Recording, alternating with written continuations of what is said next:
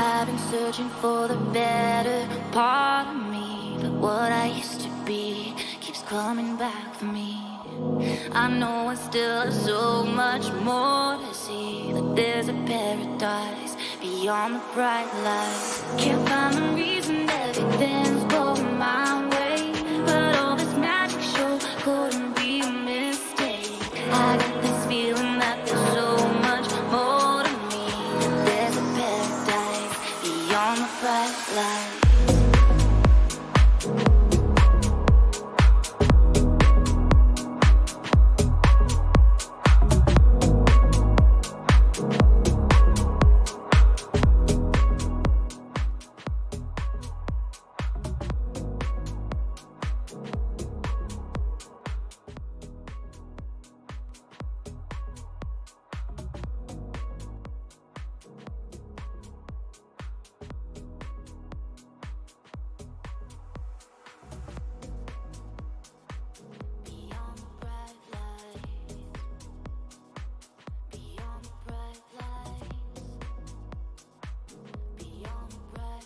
Should be good. Hello, Kratos. Well, what's up? Good to see you on this Sunday. So good to see the futures though, across the board, whether it's the S&P 500, Dow Jones, NASDAQ, crude futures, or Bitcoin. They're all down. They've all gapped down. So that makes sense on Bitcoin since we had a little bit of a sell-off, right? I think we closed the week at like 92.50 or so. So there's still definitely a decent sized gap to fill. You think that would probably happen in time? Give me a sec. Soon I will be back to ideal conditions for streaming, like where I'm back in my main office and I don't have to worry about this limitability, whatever you want to call it. So I mean, Bitcoin's done almost nothing today. It ran up to back test 91.80. And that's it. After hitting it, you've just sold off some 9,089 right now. I mean, remember 9,185, 9,150 is like the equilibrium level of the trading zone between 8,500 and 9,950. The zone we all know very well, been confined within it for the past 2 months now. Yes, 2 months. And so, yeah, maybe the argument for just a small amount of bullish divergence in the 4-hour MACD, not on the RSI, where it was a lower level, right, bearish convergence. You rallied, and just for backtest, no higher highs yet at all. And you think once you break below the equilibrium level of a trading range, there's a higher probability eventually you'd find your way to the bottom of that trading range, which again is like 8,500. But you know, I'm sure there are still a few bulls hanging on, smoking that hopium. I've been seeing hopium in the general chat or in Discord all weekend, I think, at least a little bit. So be careful on that. You don't want to overdose. Momentum clearly has been shifting on Bitcoin, at least since that main buying climax June 2nd. And then you had June 11th, 10th, a lower high. Back testing 99.50, mind you. You know what that means, right? There's a poll, I think, that I still even have up in my browser. Crazy enough. Yeah, dude. Seriously, man. Look at this.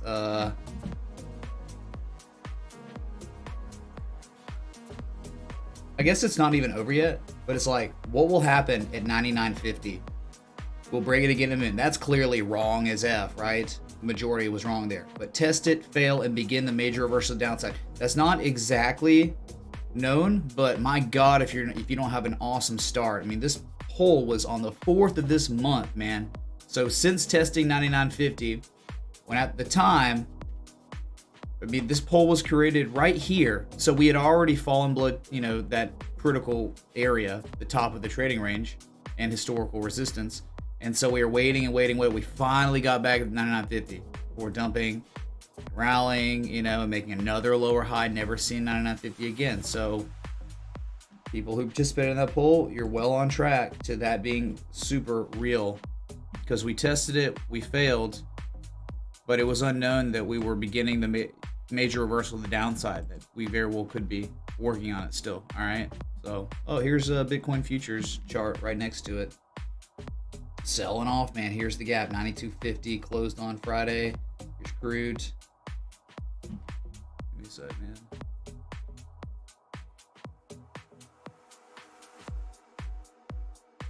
Okay. Oh, yeah. So let me minimize that, and then you'll see S&P top left, Dow Jones bottom left.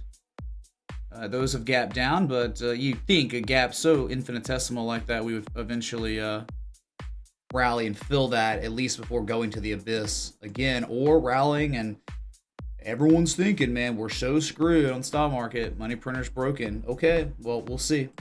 We will put it to the test this week.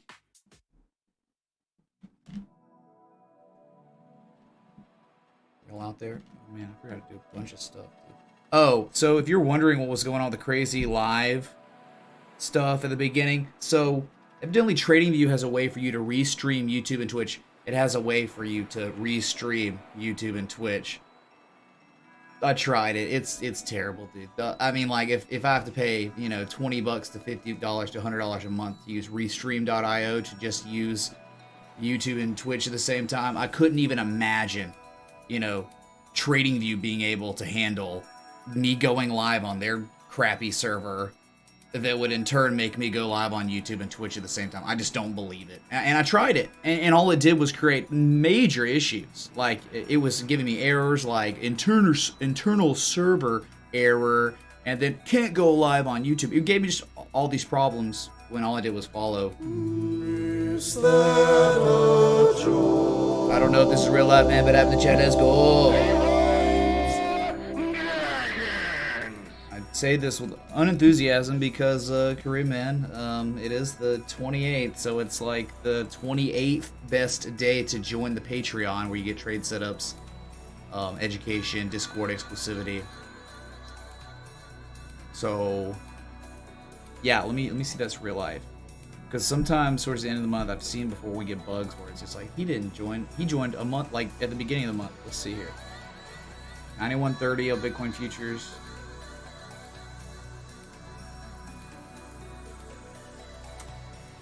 Doesn't look like it's real life, so that might have just been a bug. Hopefully it is a bug.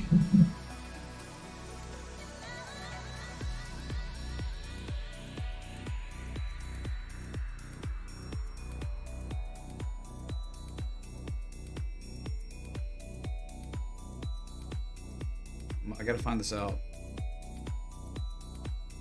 Definitely could have been a bug. It's not showing up anywhere. Okay, so we good, man. So that's the 4 hour on Bitcoin. You know, we're showing maybe a small amount of seller exhaustion on the weekend, whatever. You got a rally, but no higher highs at all, right? There's a lot of them. Previous highs. Here's your daily. All it's doing is merely running to back test the old demand line as a supply line. That's it. Negative momentum's building, not even close to being oversold. People would try to make the hopium argument that the RSI is starting to show hidden bullish areas. I still like, maybe, man, but like the way it's looking, you could easily become oversold again.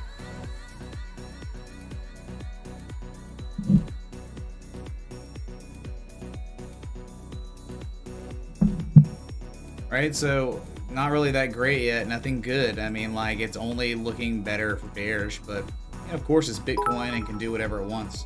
So broad. Keep up the good work with the live streams. Thanks, man. Thank you, dude. Well, I'm glad you think they're good. I don't know, man. A lot of this chop and lack of volatility is, you know, really... Some days just me get up and be like, what's even the point, you know, going live? Do people even still care about this anymore? Thanks, man. But yeah, I mean, I guess we're here just because we know the weekly candle is closing in 1 hour and 39 minutes. You go to the weekly, as you can see, the hidden bearish divergence, which is still very, very real, continuing to mature as we lose our positive momentum on the lower high than the previous high and pending price action continuation to the downside. Unfortunate, man. Very unfortunate, but you know, we know it's below us, man. We know we got ourselves 8,500, 7,700, 7,400. Those are the big ones, the downside, that are very discernible. I mean, 7,700 isn't even really discernible on the weekly. I mean, 82 to 8,500 would probably be your next target with this price action, with this oscillator, and the RSI, unfortunately, just convergence. Look how you back tested 60 as it's almost like you up thrusted, then you back tested the up thrust as resistance, and now you're down neutral again, right? Anything above 60, bullish territory. And unfortunately, there's been 2 attempts, one in February and one now in late May, to get above it, and you've just been struggling. And look, this is just the discernible uptrend, multi-year uptrend, where yes, of course, once you initially broke above it, you back tested it kind of. Talking about back testing like 60, and you get to the equilibrium level, which is around 50, you know, neutral, that's fine. Reset the oscillators, and you should go again to get overbought. Now, you're clearly not doing anything like that right now. Gross, man. There's got to be something, you know, to catalyze Bitcoin, maybe to break the upside. And so far, it's the ball kind of is in the bearish court. When you see the momentum shifting on the 4 hour and the daily, and then you look at the weekly with the oscillator being bearish, or implying bearish continuation downside, I think that 8,500 is a very real possibility. So, and that's really it, man. Maybe go to Vechain so you can see we've got a downsloping resistance that we have not broken, not yet. Anyway, and I'll be so happy if it happens, when it happens, when or if, but it's not just the downsloping resistance, it's of course 99.50 to 10,000. We haven't reversed violently. It's no wonder why we haven't broken it, because mother of God, breaking this area could yield you insanely higher prices, but it's just there's not enough bids, there's not enough demand yet on Bitcoin. And I think this could very well have a lot to do with the way the equities market is so uncertain right now. Super uncertain. But then we've got the hedge against that tumult, which is gold, which has been faring extremely well. One of the only things in this time frame where you could even say, hey man, viable long, right? Most things just getting domed, and you've started the new week up a little bit, following through on the insane price action we saw on Friday, where we had a wick that went all the way down to 1747. Can you please look at the UBT/USD on HIC? Thanks, 0.05000000ETH. Denise, thank you for the $11.21 of Ethereum. That on the monthly looks enticing, low risk, high reward opportunity, but daily, weekly, not as much right now. Maybe that has to do with Bitcoin. But yeah, we'll look at that. Whatever you just asked, we'll do it. So, I mean, what really happened on gold's besides breaking critical resistance points? You know, we had some help on the MACD that we hidden bullish average. We get a low on price, and then you make a higher low on price, substantially higher low on price with much higher levels of negative momentum, and that, besides the scam wick, it has manifested into a continuation of the upside. That's exactly what this thing signals to us as analysts or traders, right? So, about to go green, about to go positive. So let's see some positive price action. Let's see some follow through. So we're not getting too much yet. And we know the supply line of the upsloping structure we're contained within is not far off at all. 1788. If it was to happen today or tomorrow. But as you know, 1791 is big to 1800. You got to go the daily, and you got to go back to 2011, 2012. This is the same analysis, right? Where we are, looking left, you have to understand, historically, there's nothing here, right? There's nothing here at all on the daily until 1790. Just saying, right? The price action correlation, historically, if you break 1760 with any good sort of confirmation at all, you rally eventually to at least 1790. Okay, so let's go gold. At least go up to test it and fail, you know. But if you ever break 1791, please understand that gold, there is no resistance until 1911 or so, and that would make sense because we know spot price is much higher than we're talking, you know, real life bullion price is you're paying premium, I think, by $100, $200, 1870 to 1950 or so. Someone could back me up with that. Yes, no, maybe so. Okay, what was that request? UBT, like universal income or something, or UBI.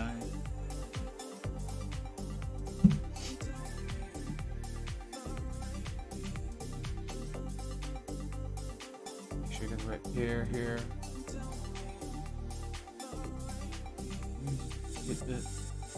We're here. All right, we got it. Sorry, chat. We're not looking at Nvidia or Amazon, right? We're selling off.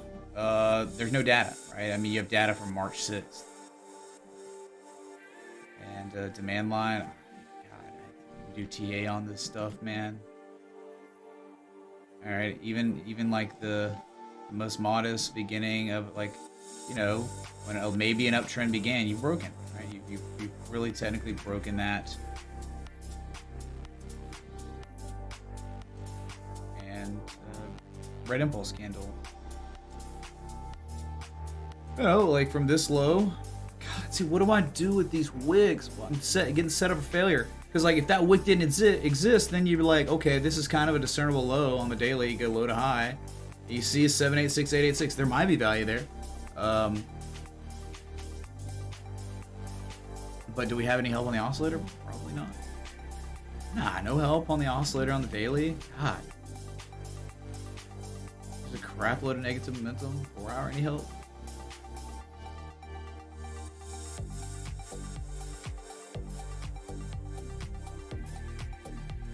Rather nebulous. I mean, kind of diverging on the MACD a little bit. But is that strong enough of an argument for this to rally? I mean, don't you think if Bitcoin dumps, this is going to dump too? I mean, we can try all we can now. I'm gonna do everything in my power to make sense of this.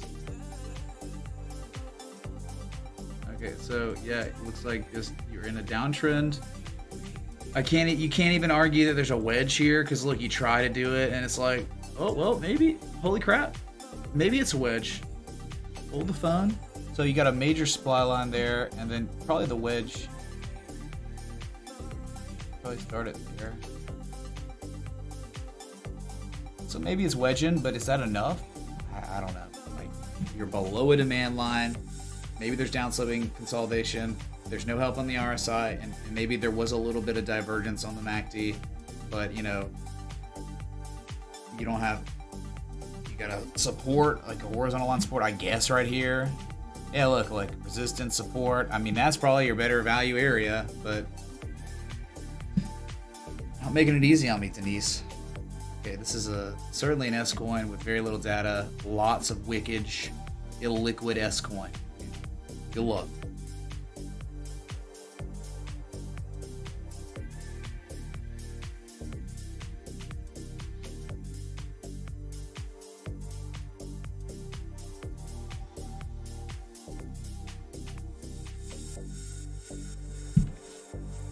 Okay, so gold just hanging around. It was in the red for a second, but yeah, pretty much really where it opened.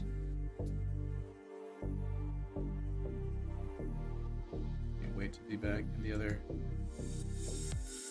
office again. Good to see y'all. Who's here? Yeah, Unibright, Denise, for sure. Gold premium seems about right. Yeah, a lot of tech is showing some buyer exhaustion on the stock market. Yeah, I mean, could do some S coins. Let's look back. I mean, Ethereum's up. Wow, a lot of altcoins are up today. Is it because they're worth the crap? Nope. It's because we have such a homogenic market, right? Complete homogeny.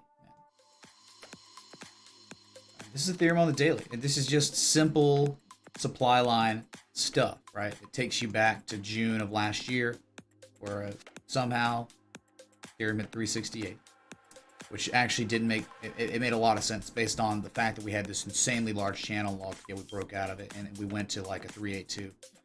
So unable to break. So you unable to break where sell orders should be. And now you're just barely hanging on to a support from November of 2018 and a September of 2019, right? These peaks.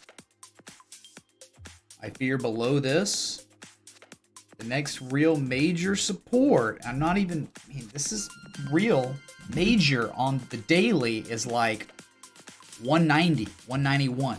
As you can see, support, resistance, support. All right, that was our awesome complex inverse head and shoulders / ascending triangle, right? That where we sprung and then we back tested the spring. We took a shot on this. And so what we're doing now, to me, it looks like you're kind of like you've broken it and you're trying to back test it. The oscillators are completely set up for a sell-off again, right? Like where the negative Momo could keep building and eventually we see 192 again. And, what a perfect place for a reversal to occur if you look at the supply line. My God, right? But just because you go down to 190 again doesn't mean it's over for Ethereum forever. There's ebbs and flows.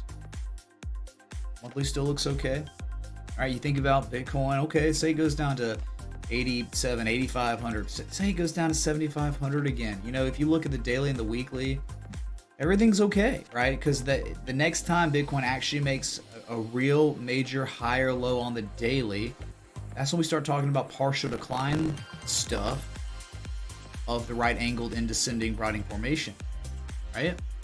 Or that 7,500 area is a lot of people eyeballing for potentially an inverse head and shoulders of some sort, right? You can look at that real quick, just so you're on the same page.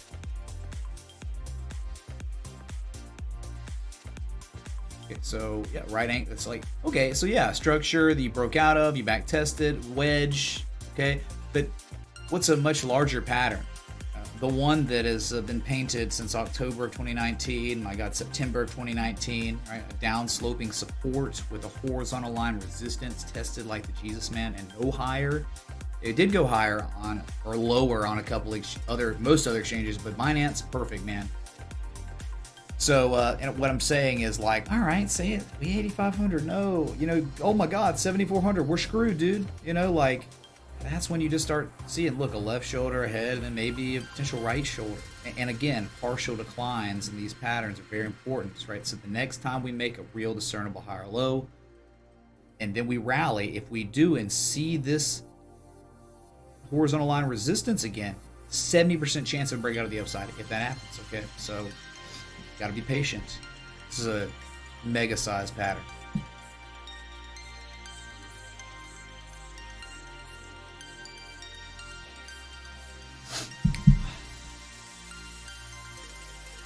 Bogdanovs are probably not involved with this market, right? Bogdanovs have a lot of capital, so they're moving the price insanely. I'm sorry, Bogdanov's literally been on a yacht for like 2 months, in case you didn't know. Really? How y'all even bringing up the word Bogdanov? Hi, Bogdanov, right? And definitely Bogdanov stuff, right? I mean, this is inverse Bogdanov. Who's the inverse of Bogdanov? It's like the peasant range, okay?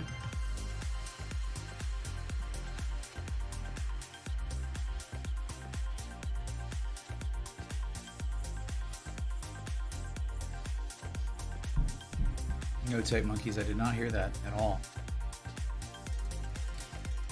So again, man, like, it's like if you got like just a little bit of that hopium drug left in your pipe for the bulls, where it's like if you somehow pivot and make a higher low anywhere above 8,700, yeah, you probably could argue and say, yeah, hidden bullish divergence, but it just hasn't happened yet. And until it does, you gotta know that the MoMA has been shifting. At least some. And dude, again, it's the all-time, it's the inverse chart. Like, wouldn't you think that this would be like lower risk areas for if we flip the chart over, we're talking solely based on what we're looking at here. Good area, decent area, lower risk for longs versus shorts here, yeah.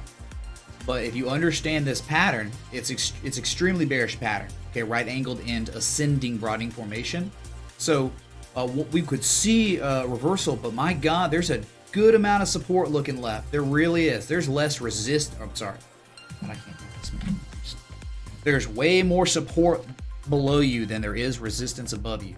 So what you just think is, you run up to these resistance points, lack of demand in this situation before we reverse it down. Look, maybe we see the 200-day moving average at 83.50. Completely reasonable. But these patterns, man, I mean, just trying to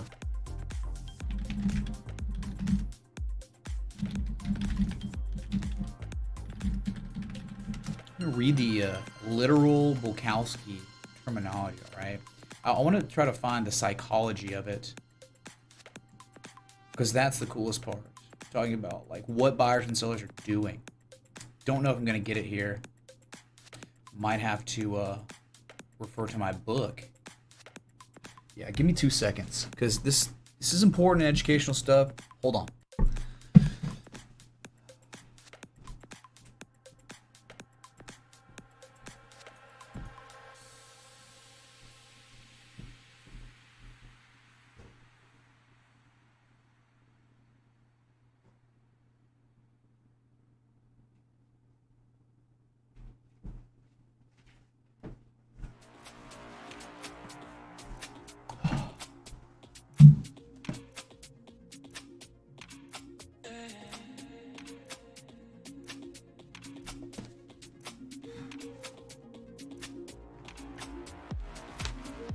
What's up? Sorry, I'm back.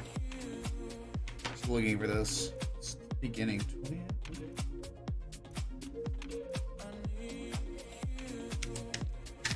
So I really liked how he explained it.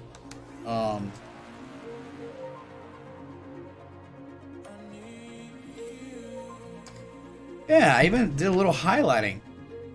Okay, so just in the situation, just hear me out, because this is inverse Bitcoin. Inverse everything, but again, the right angle ascending broadening formation. So the reason for the horizontal trend line is one of perceived value, right?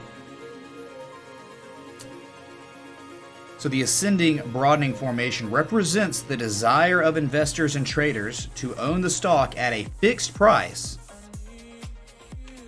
Their buying enthusiasm pushes prices higher until mounting selling pressure causes a halt to the rise and sends the stock or asset tumbling. Right? So like literally right here. You could look at it like that, I guess, right? Where too much demand. We could flip it. So the price continues moving down until reaching a point where other investors perceive significant value and buy the stock, right? So that perceived value for Bitcoin, it seems, is around 10,300 on at least this exchange, right?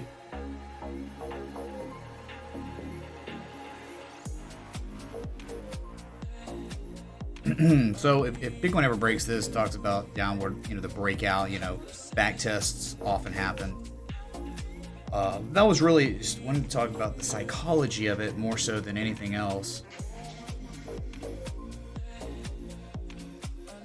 We could, inverse everything I just said about the Altai, right? See if he has anything interesting to say.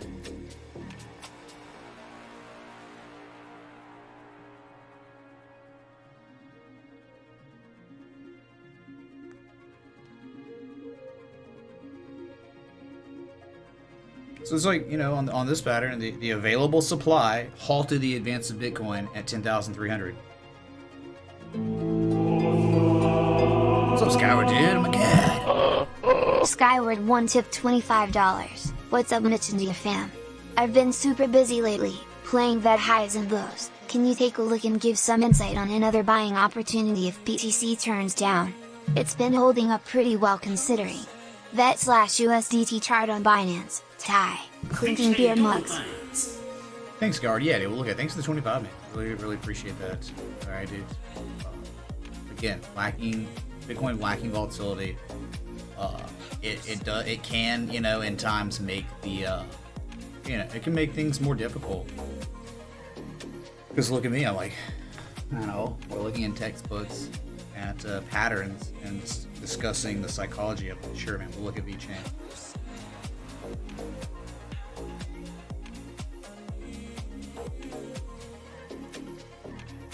Sorry, coming up lost track there. So I'm trying reading the example he gives, talks about, but it's he goes into dates of the actual stock. It's the example, so it makes it.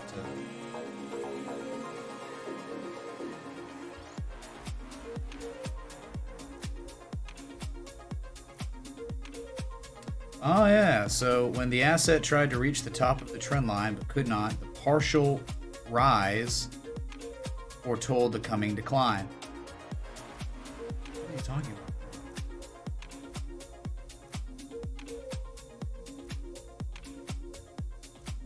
Yeah, but I guess the most important thing is it's not that there's overwhelming amounts of, it's just a fixed price on Bitcoin that's been going on. After exhausting the supply, prices either rise above the top trend line or decline below their lower one. The determination on which way things will go is not clear. Sometimes the supply overwhelms buyers and the stock declines. We need a joint called technical analysis when the money printer is stuck on 11. If a bronze statue is erected of Lord Ray, we will defend it forever. Thank you, Sam T, for the 420. Dang, man. Statue of me. Never in the existence of my life have I ever thought about that. So thank you, dude, for bringing it in my mind. Cool, dude. Bronze. So again, sometimes the supply overwhelms the buyers and the asset declines at that supply line, that teal trend line that's horizontal, unable to recover as it pierces the lower trend line. At other times, the supply gives out and enthusiastic buyers jump in and push the price higher. But now what we're just looking for on Bitcoin in this situation is a partial decline. A phenomena that occurs in broadening patterns and rectangles, or you make a higher low than this here. So in this pretty extreme example, I mean, as long as you don't hit 1300, okay, you got a partial decline. All right, we will see. Right? You just make a higher low, 8500 or 7400. Those are reasonable targets where that partial decline could occur. All right, that's it, dude. Sorry.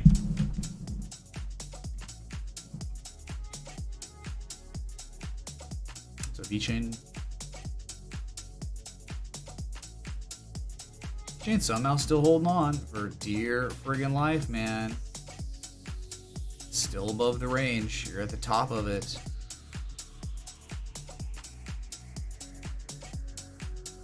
Which I think the top of the range is like 7.9 tenths of 1 cent.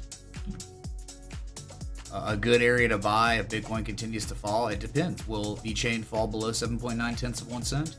If so, I don't know, man. Like, you could see yourself down at, God, 5 tenths of 1 cent again if Bitcoin truly starts tumbling to the downside. But if Bitcoin just remains like it is and we don't see a big move for if you're enjoying the stream, 2 months. hit that like button, that bell, that sub.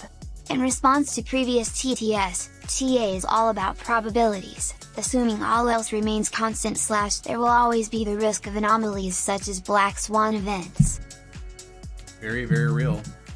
Anonymous, thank you for the 1313. Yeah, exactly. Like, I mean, what do you want, man? Like, we play the game, and then while we're playing the game, sometimes crazy things happen that are news-driven catalysts that freak the markets out with volatility. That's human emotionalism, right? Buyers and sellers, and that can screw up our game. Right, that screws the game of TA up. But once those market conditions kind of stabilize again and get back the way they are, the way they normally are, all right, we're free game, laissez-faire, let's go. But yeah, dude, I mean, like during the crash this year, it was impossible to find good opportunities for real swing trades. Maybe scalping, sure, go do you think. That's just not my style. Yeah, once things stabilized, okay, man, we were able to start finding opportunity again, right? The VIX started, getting below 40, 35, 30. Okay, man. So yeah, dude, like, TA, we find an edge on the market for a trade, whether it's 4-hour, daily, weekly, monthly, okay. So, Vechain, man, I don't know. I think the longer you stay above this, the better. You're creating a consolidation, a base, right? So, the longer you consolidate, if you run up again, then that means you got stronger consolidation being built, which is good, right? Because this asset, it was new and it had nothing. It was straight down, straight up, straight down. Barely anything was built. But now we've created a really large base over the course of a year and a half.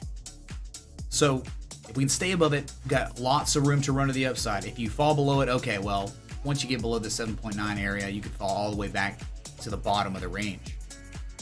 But assuming that Vechain is to hold above this breakout and stay above it and then run, when it does dump again at some point in the future, this is going to be much more difficult to break. It's like you're building steel concrete base here for Vechain, at least on the technical side, support resistance.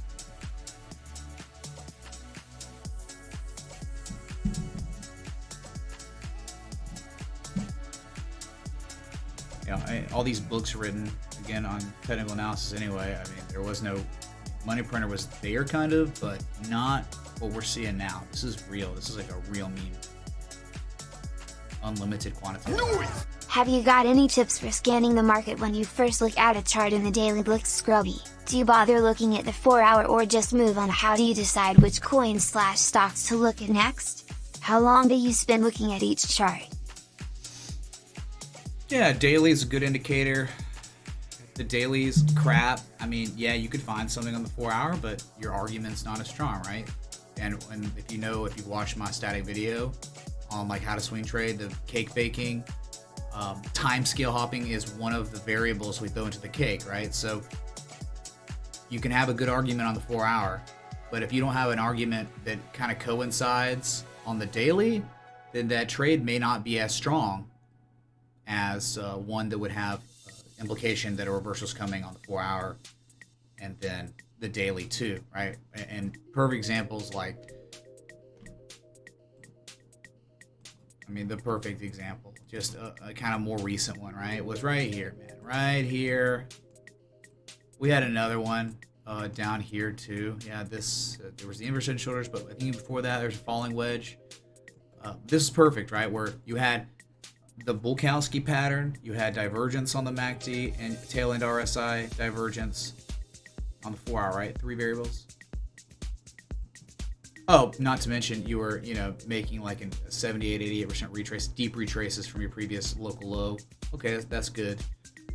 Near the bottom of trading range, like lower risk, versus the top end, which is the higher risk areas. And then you go to the daily, and then you see, all right, the 4 hour, and what can happen if that 4 hour divergence actually plays out? Well, we were able to see, like, if that 4 hour divergence was to play out here, then it would usher in potentially hidden bullish divergence on the daily. Boom. So we get another coinciding variable, and this thing ran all the way up to 10,430. So how much time do I spend? Oh, I don't like have a stopwatch. Just like, I'll look at something, and the daily, you normally want the daily to be good. And then if the daily is good and implying something, then you go to the 4 hour and you say, okay, is the buying signal now, or has it not developed yet? Because oftentimes if something's showing a reversal in the daily, you go to the 4 hour to look, for that's where your trade is, right? That's like where you take your trade on the 4 hour, because like the daily can show something, but it's still a slow time scale, significant, but like it could still sell off more and not have like that the 4 hour on your side yet. So you want to have the 4 hour and the daily both telling you kind of the same thing. Those are the strongest trades, right? And if you have the weekly, oh God, forget about it. You got the daily, the weekly on your side, then you look on the 4 hour, and a lot of times you can find that. You can find an edge for an entry. You want to have the 4 hour give you an edge because that's how you enter. But the daily and the weekly are what give you the more significant reversal, the more significant wave. Right? If you're showing a weekly exhaustion from sellers, that wave's going to probably take you pretty far over time. But if you only have like divergence on the 4 hour or the 60 minute, that wave, it oftentimes it really can play out where you reverse. But it doesn't take you far enough to get you to equitable profit taking levels. So, for instance, like the Bitcoin trade that went awry on the site, on the Gartley, right? We were able to identify a hard line. We were able to identify the higher low. We were able to identify the divergence that preceded it, but we didn't really have any help on the daily. So the 4 hour technically played out, right? 5% gains, but we never got to 99.50. We only got to a high of 9,800. So $150 off the first profit-taking level of the trade. It failed, right? And it's been stopped out since. And that's okay. It happens, but that's a good example right there, where you had the 4 hour edge, but you didn't have the daily edge at all. And so this thing, the 4 hour played out, but without help on the daily, it couldn't go any further, right? You see what I'm saying? So one can, I'm thinking, trying to articulate, educate, right? I've already said it, I think 1,000 times. So it's like, have the significant time scale showing divergence of some sort, it's going to take you further than the 4 hour, the 60 minute, right? Even though the 60 minute 4 hour can play out, it's just not going to be as much follow through. Sorry. All right. Anyway,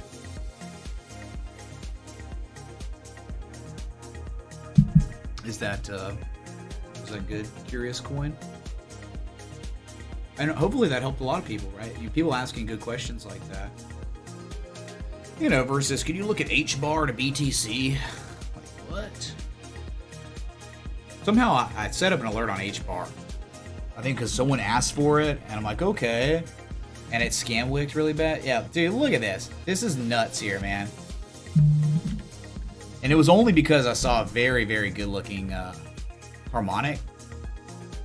So it finally reached the PCZ, which was at 399 sats. But look what it did. Like, it goes all the way down to 355 sats, and now it's at 420 on the dot. Is that a joint? Sats.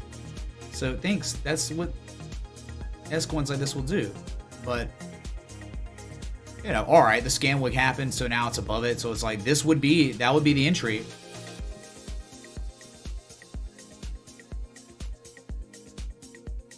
Right. So this technically means like this is where the reversal should occur if it's gonna play out. So where you could eventually see the top of the range again at like 530 cents. We will see. All right. Crazy, scammy stuff, but whatever. Just a harmonic, man.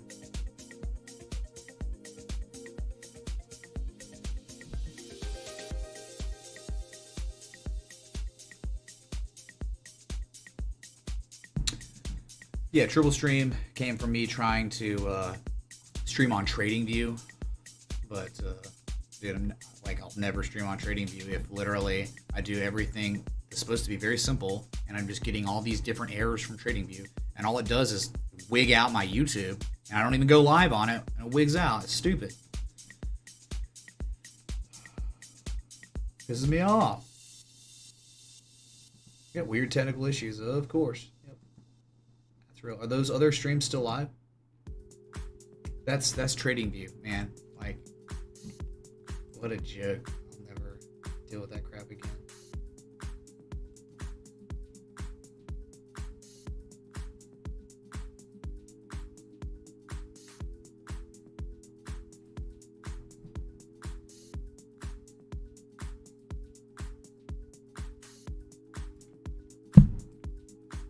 New decimal check. Probably a bad time to ask since we've been live for 48 minutes randomly. Okay, so we had education. Maybe we want to look at the NASDAQ again, just to refresh it before they open tomorrow. Crap, man, I get the wrong chart. I guess they're the same thing. They're just one's equidistant, one's parallel channel.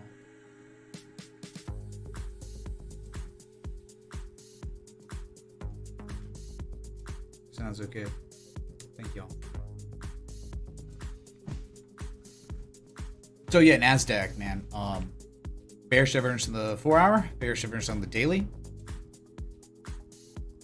Big time. RSI is the big one, man. Like so much, so telling, so significant, so perfect. Textbook, class A. Penny price action versus the downside. Well, bearish and golden candle on Friday. See if we get follow through where we have closed below previous all-time highs from February 19th of this year. Next targets 94.50. Maybe it'll catch up with Bitcoin. Below that though, man. I mean, I guess 9,077.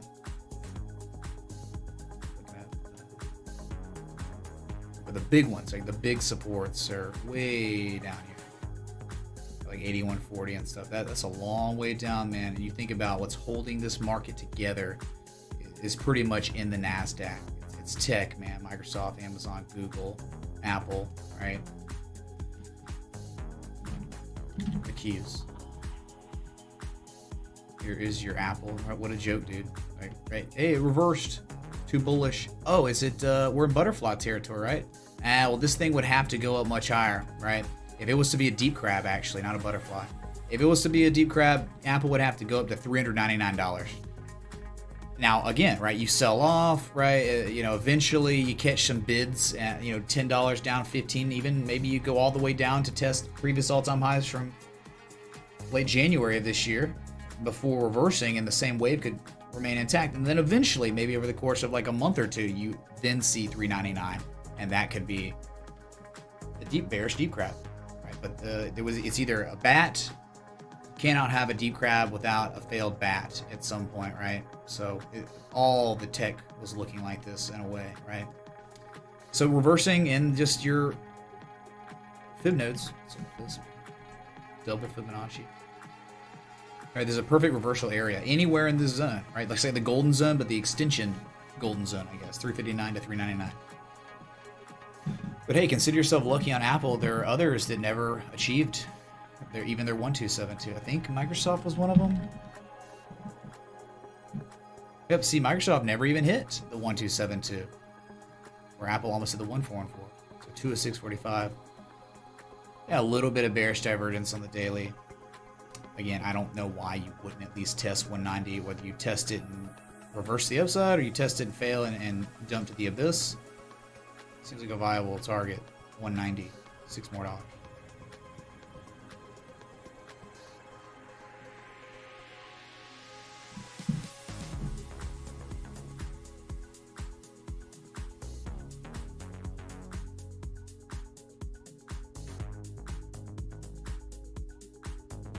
VIX volatility. Yeah, VIX is soft.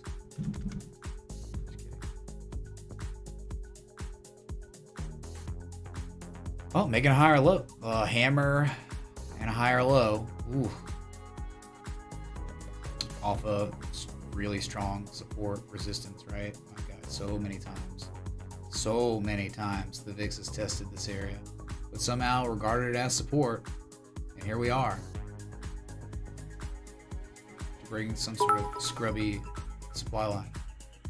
Was that the encyclopedia of chart patterns you were referencing? Second edition by Thomas Bulkowski, yes. Thank you, Crypto Collector, for the $4.99 super chat. So, thank you. Bouncing off the 200-day moving average, if you can believe it. The higher low. So, if equities continue to sell off, this definitely inverse correlates to that. So, eventually, just talking about Fibonacci, it's the VIX. I know, it's a little different, but if it's an everyday asset and it makes an everyday retrace, 47.20 to 61, or sorry, 40. Oh yeah, this is what just confused me, man. 47.20 to 61.80, which 618 is literally, I mean, $61.80 is literally the 618 retrace, which is just, I don't know if I've ever seen it literally that perfect before, just by anchoring. So you gotta love that. And we know back in 08, 09, we did get a very big common retrace rally. It's right here. Right, the rally, you sell off, and then you attempted the rally. And it hit quite a little bit above the 618. So before it went back to normalized levels for a long time. What does it say about the S&P? I think it reacts to equities. So like if equities outperform and actually bamboozle all the people that think they know everything and that the rally's over, okay, well this thing's gonna probably dump and test $26 again. But if the equities, hey, that bearish engulfing candle, the bearish divergence, all that stuff really plays out, then this is gonna climb. You think eventually see 47.20 minimum.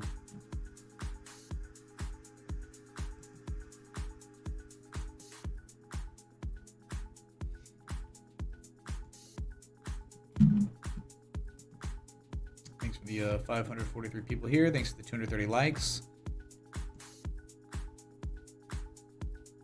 Thank y'all.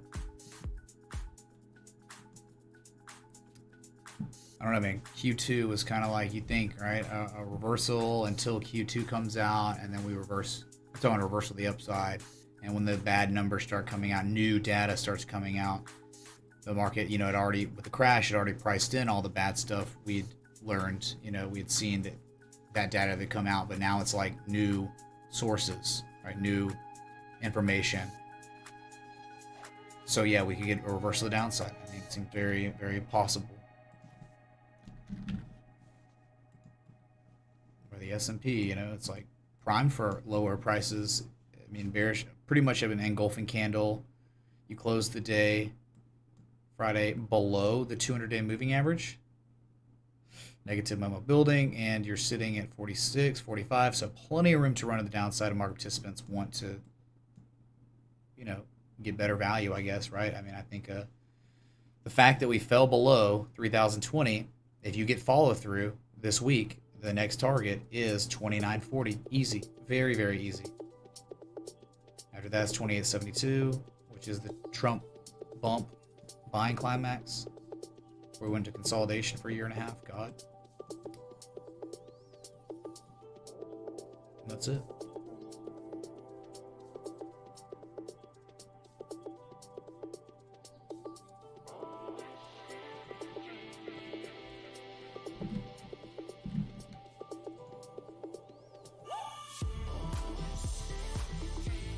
Yeah, Bitcoin dominance is pretty interesting. It's not out of the woods at all, and it may never happen. This could fail. But you gotta at least note it here.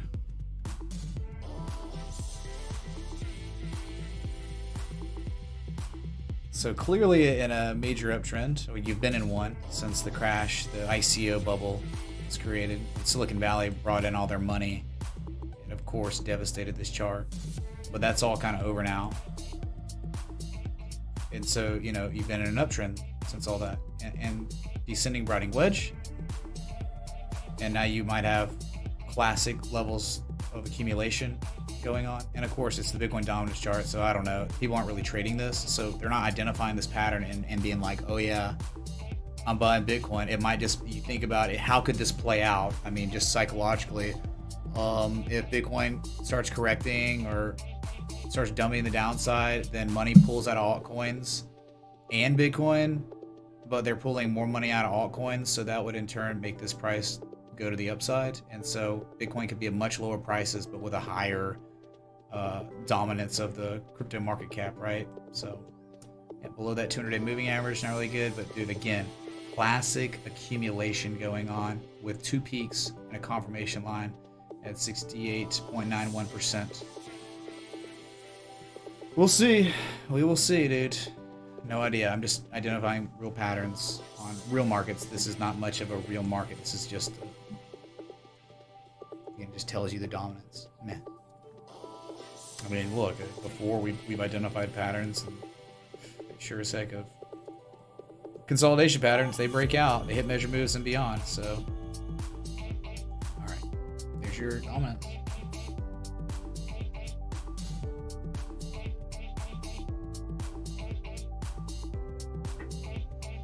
The boomers peace out from the markets. If we really start tumbling, yeah, you start breaking 2872. Oh, you bet you, man. But it's not. I don't think we're not close enough to that yet. Yeah, but rallying 88% or near 88% of the way, the equities market reversing. You'd think that 382 to 618 is normal, right? That's common. That's every day. But the crash we had was in everything but common. So the retrace was deeper because it was the fastest drawdown, 30% drawdown in history of the stock market. We've had one of the fastest recoveries ever, too. But that doesn't mean that you're in a bull run. You're not in a bull run, really, until you break back above 3390. Previous all-time high. Until then, it's just a wave up. Uncommon retrace. Uncommon retrace, getting to the deep retraces. Because uncommon conditions. But anyway, I don't know.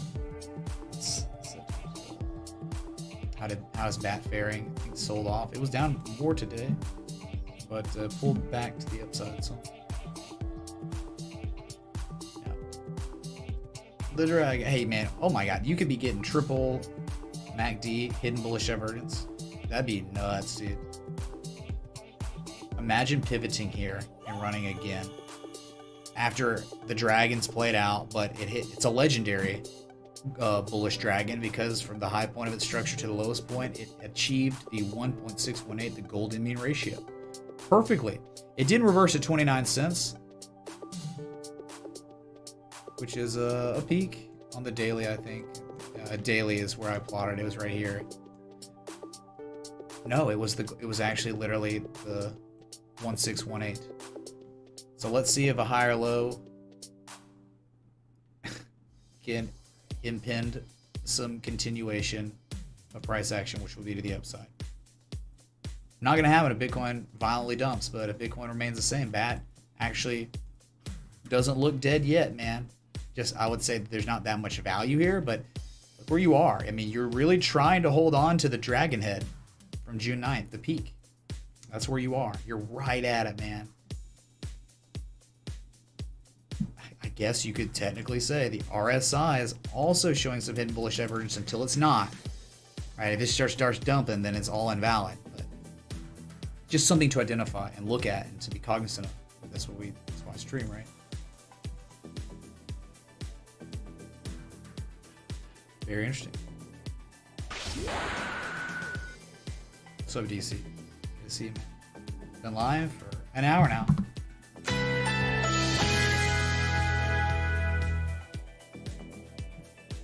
It seems I'm pretty much doing a static video at this point. Bruh. Or and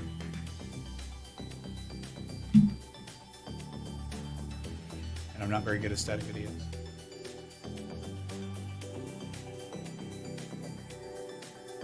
Is this real? 2 minutes since a comment. Yeah, that's what volatility does, or lack of volatility does to the streamer. It kind of kills them. So, but that's good enough, I guess, man. Got you set up. We know futures. Roll one more time, I guess, before I get out of here. Futures starting to dump again without filling the gap for now. Right. And you were really close. 3001 for the S&P, and then 24,892 of the Dow Jones. Didn't fill. That's okay. All right, you sell off, you pivot, make a higher low, and then you fill it for dumping to 0 or going to $1 billion, right? Definitely thinking this gap will fill in time. Crude is dumping. It's at its lowest point of the new week, down 2%, and Bitcoin futures down 0.81% on a gap down. 9250 would be the gap fill. All right. BAT is potentially making triple MACD hidden bullish divergence on the 4-hour with the RSI divergence. So that's very interesting.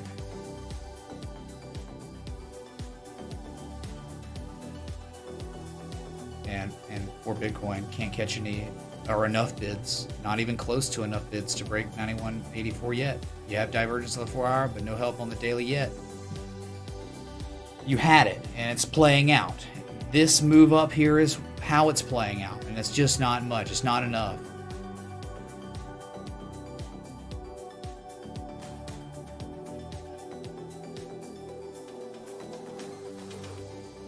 What about the weekly daily close?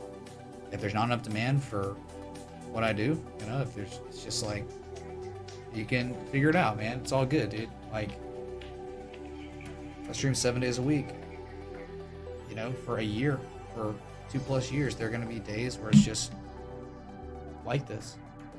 A lot of them lately. It just reminds me of Q3 of 2018. Q3 of 2018, this rivals it, certainly. All right. At least we came from, you know, the abyss versus the other way around where we came from the moon. So again, understand right angled and descending Browning formation, looking for a partial decline, whether it's here, whether it's 8,500, whether it's 7,400. Optimistic there because of the pattern, the major pattern. It's been in creation since September of last year. From like almost a year large pattern going on it. 9106.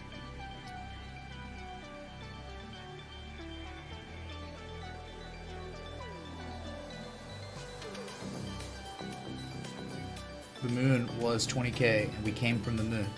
In Q3 of 2018 was the last bit of consolidation before capitulation to the downside. That's what I'm talking about. But for 3 months, we didn't do anything.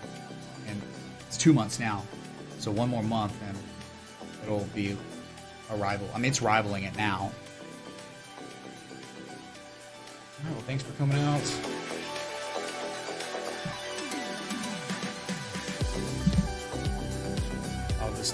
Be back, I don't know, man, maybe tomorrow. I mean, who even knows at this point. I'll just be back sometime. Till next time. And really, thank you all for the contributions. Thanks for showing up, watching. But you just got to get it on my side too, right? You got to understand on my side, it's like you're doing it every day. There's no volatility for a long time. That's it, man. It's like live analysis there's not as much demand for it. So, all right. Appreciate y'all. Till next time. Respect. T.A.